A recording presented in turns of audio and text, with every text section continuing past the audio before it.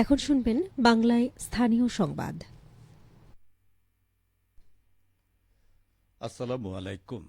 বাংলাদেশ বেতার রাজশাহী স্থানীয় সংবাদ পড়ছি গোলাম মুর্তুজা হেনা। রাজশাহী নার্সিং কলেজ অনির্দিষ্টকালের জন্য বন্ধ ঘোষণা করা হয়েছে। আজ সকালে কলেজটির অধ্যক্ষ মোসাম্মদ মতিয়ারা খাতুন স্বাক্ষরিত এক নোটিশে বন্ধের এ নির্দেশনা দেওয়া হয়। নোটিশে জানানো হয়, পরবর্তী নির্দেশনা না দেওয়া পর্যন্ত নার্সিং কলেজের সকল শিক্ষা কার্যক্রম বন্ধ থাকবে। একই সাথে শিক্ষার্থীদের নিরাপত্তার স্বার্থে আজ শিক্ষার্থীদেরকে আবাসিক হল ত্যাগের নির্দেশ দেওয়া হয়েছে। এর আগে গতকাল দুপুরে রাজশাহী নার্সিং কলেজের 4 বছর মেয়াদী বেসিক বিএসসি নার্সিং কোর্সের ও ডিপ্লোমাধারী শিক্ষার্থীদের মধ্যে কলেজ চত্বরে হামলার ঘটনা ঘটে। কলেজের দরজা ও কাঁচ ভাঙচুর করা হয়। এ সময় অন্তত 10 জন আহত হন। বৈষম্য বিরোধী আন্দোলনে ছাত্র জনতার গণ অভ্যুত্থানে বগুড়া জেলায় আহত সি ক্যাটাগরির 444 জনের মাঝে আর্থিক অনুদানের চেক বিতরণ করা হয়েছে। আজ জেলা প্রশাসকের সম্মেলন কক্ষে চেক বিতরণ অনুষ্ঠানের আয়োজন করা হয়। আহত ও তাদের পরিবারদের মাঝে চেক বিতরণ করেন জেলা প্রশাসক ও জেলা ম্যাজিস্ট্রেট হোসনা আফরোজা।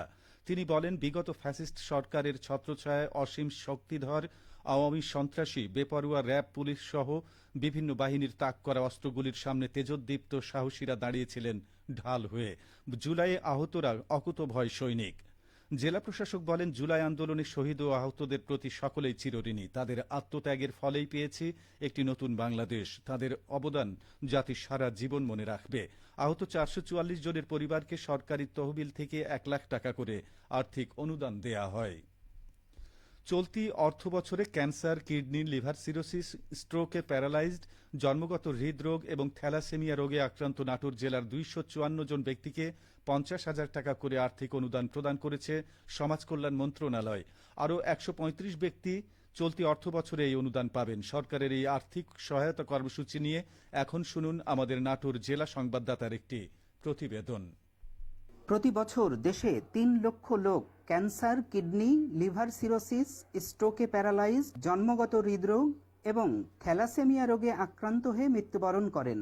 সমাজ কল্যাণ মন্ত্রণালয় এসব রোগীদের চিকিৎসায় 50,000 টাকা করে আর্থিক অনুদান প্রদান করে যাচ্ছে। সমাজসেবা অধিদপ্তর নাটোর জেলা কার্যালয়ের উপপরিচালক মোহাম্মদ মোস্তাফিজুর রহমান বলেন, ক্যান্সার, কিডনি, লিভার সিরোসিস, স্ট্রোকে প্যারালাইজ, জন্মগত হৃদরোগী এবং থ্যালাসেমিয়ায় আক্রান্ত রোগীদের আর্থিক সহায়তা কর্মসূচি সরকারের একটি যুগান্তকারী কর্মসূচি এবং এই কর্মসূচির অধীনে আমরা নাটোর জেলাতে এই অর্থ বছরে 254 জনকে এককালীন 50,000 টাকা করে আর্থিক সাহায্য প্রদান করেছি এবং এই আর্থিক সাহায্যটি সরাসরি তাদের ব্যাংক অ্যাকাউন্টে জমা হয়েছে। 50,000 টাকা আসলে এইসব মরণ ব্যাধির ক্ষেত্রে কিছুই না, কিন্তু এটার বার্তাটা এই যে সরকার আপনার সাথে আছে এবং তাহলে এই রোগী বা জনগণ বা তাদের যারা আত্মীয় স্বজন আছে তাদের মনে একটু সাহসের বা স্বস্তির একটা জায়গা তৈরি হবে। এই কর্মসূচির উদ্দেশ্য আসলে এটাই। এবছর থেকে ইএফটির মাধ্যমে শতভাগ উপকারভোগী বাড়িতে বসে তাদের ব্যাংক অ্যাকাউন্টে অনুদান পেয়েছেন। স্ট্রোকে অসুস্থ ইসাহাক আলী বললেন, সমাজসেবার যে সহযোগিতার আছে সরকারের, সেখানে আবেদন করেছিলাম অনলাইনে। তো আবেদন করার পরে সেটা আমি ঘরে বসেই ব্যাংকের অ্যাকাউন্টে আমার সেই 50,000 টাকা জমা হয়েছে। এজন্য কর্তৃপক্ষকে ধন্যবাদ। এসব ব্যক্তির শারীরিক অসুস্থতার মাঝে এই অনুদান দুদণ্ড মানসিক স্বস্তির পরশ হয়ে উঠেছে, বৃদ্ধি করেছে মনোবল। ফারাজি আহমদ রফিক বাবন, নাটোর জেলা সংবাদদাতা, বাংলাদেশ বেতার, রাজশাহী। শুনছিলেন প্রতিবেদন। বিজ্ঞান ও প্রযুক্তি শিক্ষার প্রসার ঘটিয়ে তারুণ্য নির্ভর বুদ্ধিদীপ্ত জাতি গঠনের লক্ষ্যে নাটোরে 2 দিনব্যাপী বিজ্ঞান মেলা শুরু হয়েছে।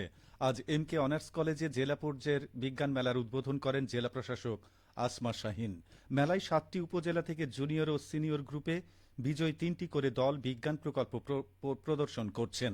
এছাড়া মেলায় শিক্ষার্থীদের জন্য বিজ্ঞান বিষয়ক সেমিনার, অলিম্পিয়াড এবং কুইজ প্রতিযোগিতার আয়োজন করা হয়েছে। নওগাঁ জেলায় চলতি মৌসুমে 22,000 হেক্টর জমিতে গ্রীষ্মকালীন সবজি চাষ হচ্ছে। ইতোমধ্যেই বাজারে পুরোদমে নতুন সবজির যোগান শুরু হয়েছে, ফলে বাজার দর স্বাভাবিক রয়েছে। বাজারে প্রতি কেজি নতুন পটল 45 টাকা, করলা, বরবটি ও বেগুন 50 থেকে 55 টাকা, ঝিঙে 50 থেকে 55 টাকা দরে বিক্রি হচ্ছে। এছাড়া অন্যান্য সবজি 30 থেকে 40 টাকার মধ্যেই পাওয়া যাচ্ছে। জেলা কৃষি সম্প্রসারণ অধিদপ্তরের উপপরিচালক কৃষিবিদ আবুল কালাম আজাদ বলেন, আবহাওয়া অনুকূলে থাকায় চাষিরা সঠিক সময়ে চাষাবাদ শুরু করেছিলেন। এতে একদিকে উৎপাদন ভালো হচ্ছে, অন্যদিকে বিক্রি করে দাম ভালো পাচ্ছেন কৃষকরা। সবশেষে আবহাওয়া। আজ রাজশাহীতে সর্বোচ্চ তাপমাত্রা ছিল 38.8 ডিগ্রি এবং সর্বনিম্ন 27.4 ডিগ্রি সেলসিয়াস। বিকেল 3টায় বাতাসে আপেক্ষিক আর্দ্রতার পরিমাণ ছিল 45%। রাজশাহী ও পার্শ্ববর্তী এলাকায় আজ সূর্যাস্ত সন্ধে 6টা 41 মিনিটে। সংবাদ শেষ হলো। আমাদের পরবর্তী স্থানীয় সংবাদ সন্ধ্যা 7টায়।